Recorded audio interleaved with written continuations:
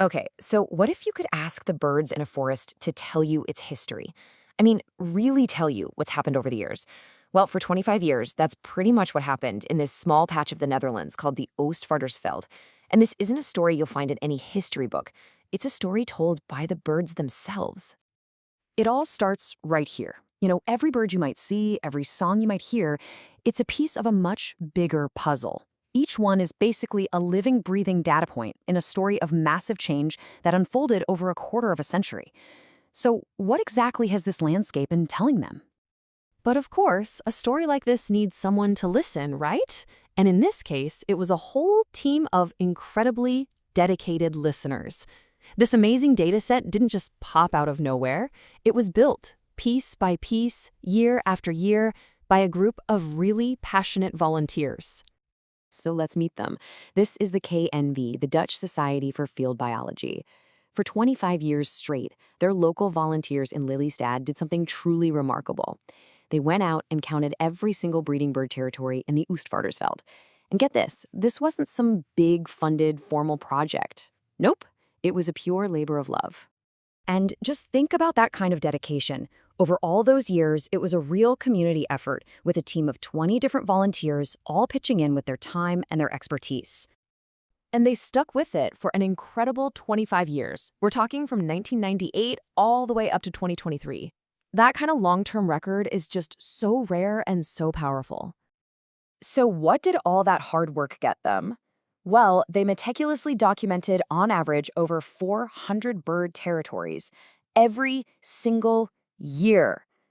The result is just this astonishingly rich and totally unique data set, and it's all built on pure passion. And believe me, this was no walk in the park. They were out there a half hour before sunrise just to catch that peak bird activity. The report even says they had to literally battle their way through dense patches of nettles and reeds.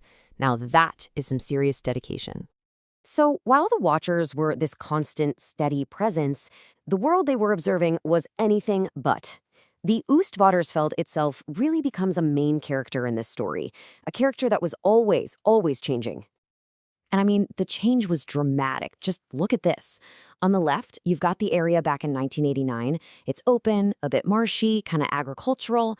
Now look at the right. That is the exact same piece of land in 2023. It's become this dense, wild mix of scrub and young forest. This process, called succession, completely rewrote the rules for which birds could even live here. And this wasn't just nature doing its thing. A whole series of deliberate management decisions actively shaped this landscape.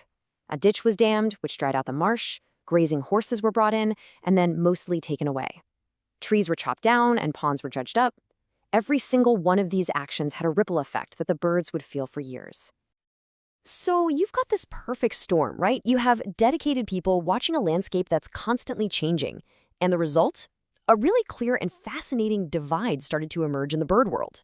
There were definite winners, and there were definite losers. Let's start with the birds that got pushed out. As the landscape transformed, the Oostvaardersveld it stopped being a place they could call home. This chart right here tells their whole story, especially for the grassland birds. Take the skylark, or veld lurik. It needs wide-open fields to nest and find food.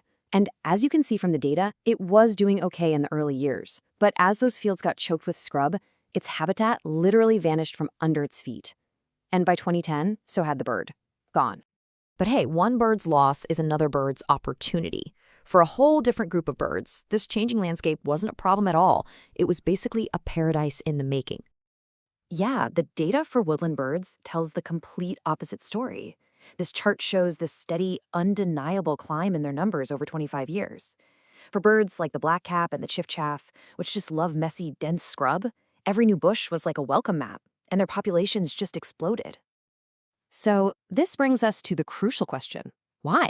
Why did some birds do so well while others just vanished? Well, the beauty of this data is that it lets us draw a direct line between every single change on the ground and the fate of the birds in the sky. This table just lays it all out perfectly. It's pure cause and effect. The ponds dried up and got overgrown, so the marsh-loving bittern left. The open grassland turned into scrub, so the skylark disappeared, while the scrub-loving whitethroat moved right in.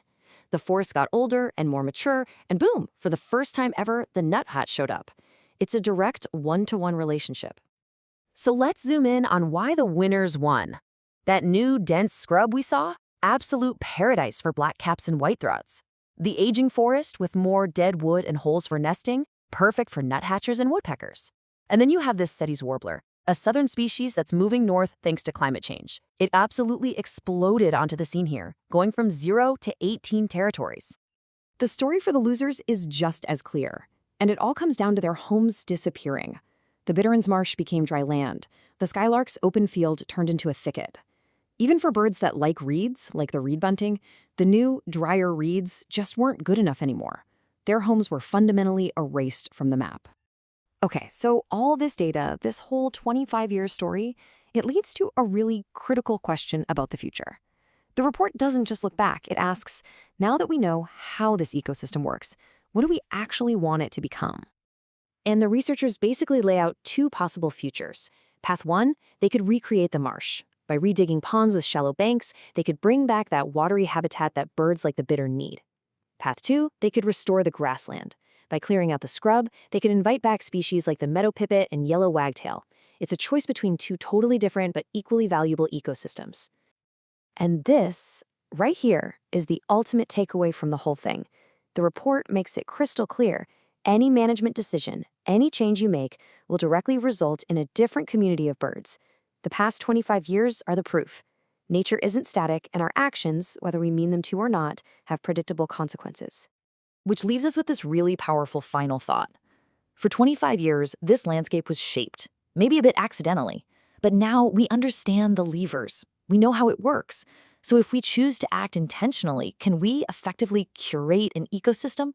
Can we actually choose which birds will call this place home? It's a pretty profound question about our role as architects of the natural world.